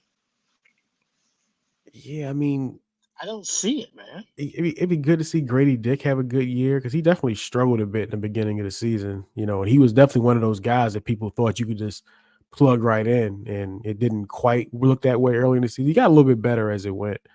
So you want to see what he can do his second year. So I'm excited to watch him play to see what he can do. But man, this is weird, bro. What kind of roster is this? This is This no direction. That makes no sense. And again, Bruce Brown at 23 million, I guess he's movable. You could probably move him at 23 million, but again, Barrett's got 25 this year and 27, 29 in the next 2 years. I'm not fucking trading for that. No. And then Quickly it's at 32 million. 32 million for Emmanuel Quickly? Yeah. And again, the Barnes extension doesn't kick in the next year. Barnes goes from 10 to 38 next year. Yeah. I don't see it, man. This team is fucking weird. It's a weird team. It doesn't make any sense to me. I do like Scotty Barnes. I do like Scotty Barnes. I like Scotty Barnes, but do you like him at 38 a year? I mean, that's the going rate. I mean, Franz I get it's the going rate. Yeah, Franz got broke off too. The Magic, they just broke Franz off. I mean, that's the going rate. So, the Barnes contract maxes out at 47. That's tough, man. It's tough, man. This team makes no sense. They're one of the weirdest teams in the league. 19.5 for Jakob Poeltl. I got hoops hype up just like you do, because it's 19.5 for Jakob Poeltl. I mean, Jakob Poeltl's a good big man though. I like him. That's not the problem. I actually think that you might find a team that might want to make a deal for him. That's about it. And they gave up a pick for him. They gave up a pick for him. San Antonio has another first round pick. Yeah, they did because they traded him. And we're talking about the Spurs and all the goddamn picks they got, but I mean, Jesus, they gave up a pick for him, and they're not going nowhere this year. They're not even going to be in the play-in. Yeah, I'm with you. This is more lunch in the East. I'm with you. This is definitely an under, very much under. Yeah, this is a weird weird roster. Weird fucking team. Makes no sense at all. Just a bunch of dudes, man. Just a bunch of dudes with high salaries that don't make sense. And if you're paying 5 guys the bulk of your salary, you gotta do better than Quickly, Barrett, Bruce Brown, Jakob Poeltl, and Scotty Barnes. That's just me. Sorry. You gotta do better than that. if that's what you're gonna do. All right, so we'll end this thing with the Washington Wizards. Jesus Christ. Vegas has This the roster line. is sad. The roster has the line at 19.5. What do you think, man? Dude, if I can, I'm betting the under with Washington. I'm going to be betting the under with Washington for at least the next couple of years. And I don't care what it is. I think last year the under for Washington was like 24. They cleared that shit easy. This is a brutal roster, man. And again, another team that will be a trade machine team come February. Like Valanciunas will not be on this team come February. Brogdon will not be on this team come February. Jordan Poole, on the other hand, will probably be on the team. He'll probably be there. God almighty, it's an awful roster, man. Yeah, I mean, look, man. $29 million for Jordan Poole this year. Yeah, this is absolutely gonna be the under. I mean, it just has to be, man. It has to be. It has to be the under. This team is gonna be horrible, man. And you know, so having trouble with the screen. Yeah, screen's being crazy, but you know what the roster is. You know, I got the roster in front of me. It's the drizzling shits. Don't even pull it up. Man, it's a bad team, and they're the perfect capture the flag team though. They're perfect for the game of capture the flag because they have a bad roster. That's number one. That's very important. You got to have the bad roster. But they also have the bad roster, and they have guys that they can move off. Like the guys who might start playing well, not only can they move off, but they will be happy to move them off. Like if someone really called them and said, Jordan Poole might look good on our team, they'd be like, man, where do I sign? Where do I sign? You know, if they can get Poole off the roster, that'd be a blessing for them. That should count as 3 wins in this column. They can get Poole off the team. Yeah. You know, but at his salary number 29.6, 31.8, 34.34 in the next 3 years for Jordan Poole, guy you can't play in the fourth quarter. Yeah, I mean, I don't think they're going to be able to make a trade for sure, but like, if they can, he's unplayable in the fourth quarter. If they were able to find a team that would want him, Kuz, same thing. Yeah. Kuz can be moved because his contract is not bad, and he's a good player. Kuz is a good player. I don't know why the fuck he wants to be in DC, but he's a good player. Maybe he likes the nightlife in DC. I guess I don't know, but he's a good player. But that roster, I mean, Brogdon's there for 1 year. He's got 1 year, 22.5. He will not be on the team in February. Brogdon and Valanciunas will not be there come February. Valanciunas is a very good trade-friendly contract. Will not be there. You know, holy shit! Look at the guys on his team, man. Like Marvin Bagley's on his team. Marvin Bagley's on his team, man. Sadiq Bey's on his team. That's that number 2 pick you talking about now. When ahead of Luka Doncic. You know, watch what you talking about. So look, I'm gonna bring some positivity for like Wizards fans though.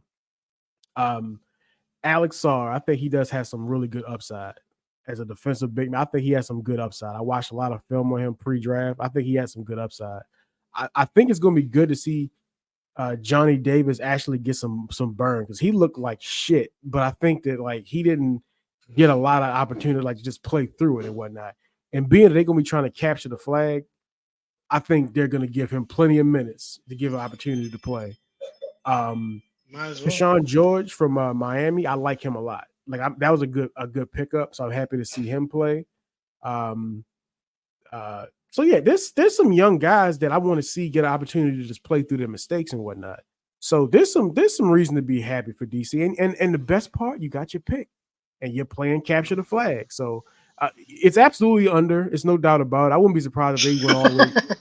I mean, we could be talking about 14 wins, man. Like it's that bad. But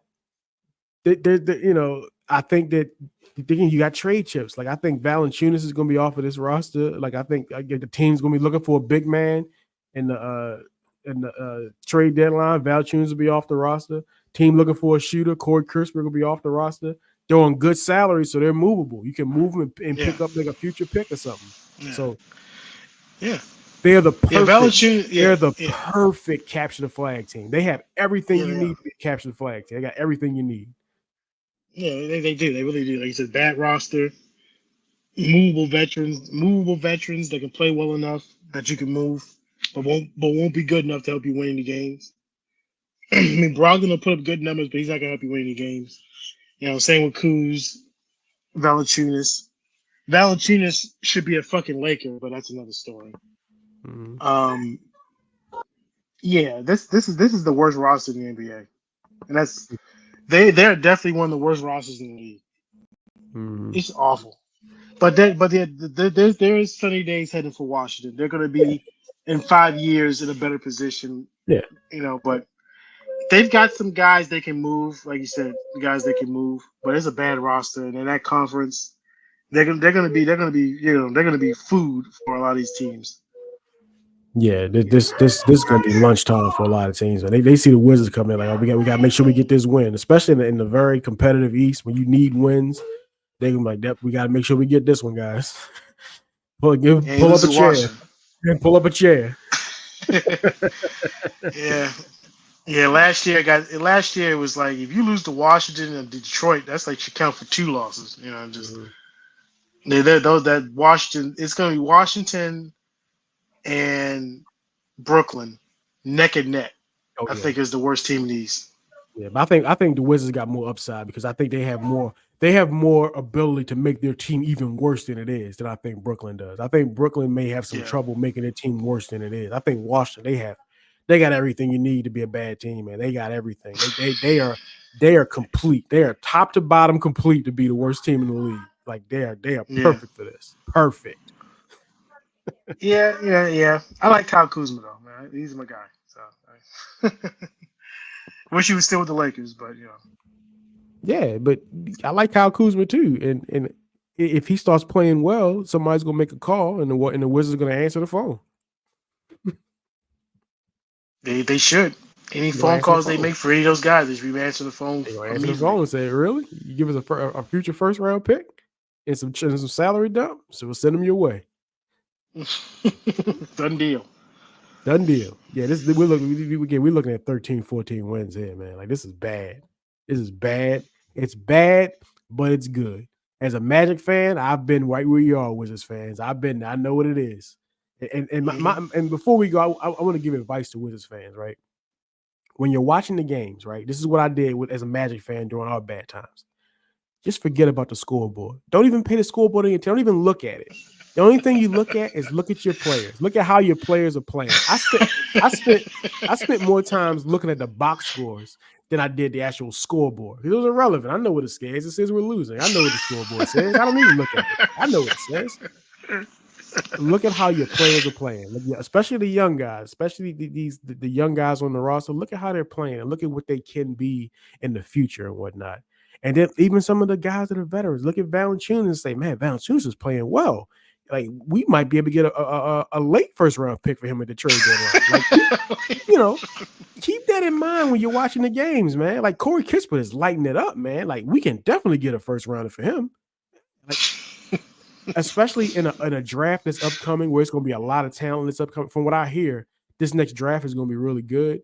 Man, if you can figure out a way to net like multiple first round picks with some of these guys, like that's a positive, man. So Wizards fans, don't look at the scoreboard. Just look at the box score. Look at how the players are playing, and that'll make it easier to enjoy the content because you're not going to win games, and that's okay.